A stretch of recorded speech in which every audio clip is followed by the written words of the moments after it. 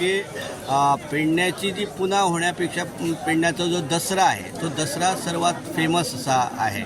त्याच्या मागची काय एकंदरीत कथा? पेडण्याचा दसरा वैशिष्ट्यपूर्ण अशासाठी आहे की रवळनाथ जो आहे तो या महालाचा राजा आहे. या पेडणे तालुक्याची 24 जी गावं जी आहेत या 24 गावाच्याही देवस्थानाचा संबंध पेडण्याच्या देवस्थानाशी आहे. आणि इथली तरंगाची नेसवण्याची वैशिष्ट्यपूर्ण अशा प्रकारची पद्धत, इथलं एक अप्रतिम अशा प्रकारचं ढोल वादन, जो एक लोकसंस्कृतीचा प्रभाव आणि आपण जी बलुतेदारी पद्धत म्हणतो याच्यामध्ये सर्व ज्ञातीचे लोक सामील होऊन हा एक लोकांचा उत्सव असा होतो आणि त्यामुळे हा वैशिष्ट्यपूर्ण आहे असं म्हणावं लागेल.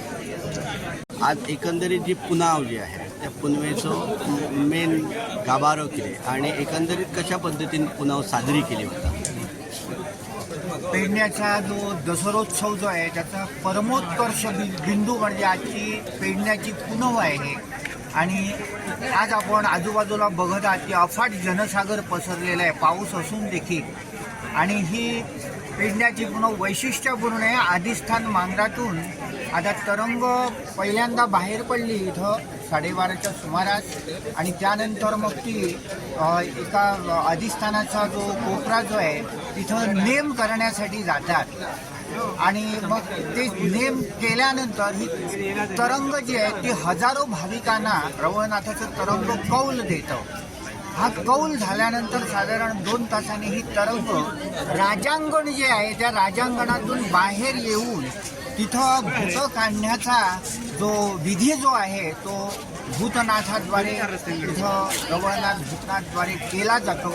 आणि ही भूतं काढल्यानंतर तरंग जी आहे ती त्या विशिष्ट ज्ञातीतील लोकांना कौल देऊन पुढे भूतनाथ जो आहे तो रागाने जातोय, कारण त्याला देऊळ जे आहे ते पूर्ण करून देण्याचं आश्वासन पेडण्याचे लोक दरवर्षी देतात. आणि बांतू साहेबा असं श्लेषात्मक म्हणजे ते बांधायचं आहे ते तुम्हीच बांधायचं, आम्ही लोक काय बांधणार असा त्याचा श्लेषात्मक अर्थ आहे. आणि मग त्या सगळ्या भक्तांच्या विनंतीला पेडणेवासियांच्या विनंतीला मान देऊन तो त्याला परतवलं जातं. आणि मग ही तरंग जी आहे ती मार्गस्थ होतात रवळनाथ मंदिराकडे. तिथं मार्गस्थ होण्यापूर्वी जो आदिलशहाचा जो सरदार जो होता तिथं जो दरबारी स्थान आहे तिथं ती त्याला भेटायला जातात. आदिलशहा गेला परंतु देवानी तिथं जाणं सोडलं नाही. त्याला तिथं भेटायला गेल्यानंतर तिथून ते रवळनाथ मंदिरामध्ये येतात आणि जी काही भूतं राहिलेली आहेत ती काढली जातात. आणि मग कवळास होतो. कवळास म्हणजे आमच्या पेडण्याच्या पौर्णिमेच्या दुसऱ्या दिवशी प्रतिपदा लागली पाहिजे.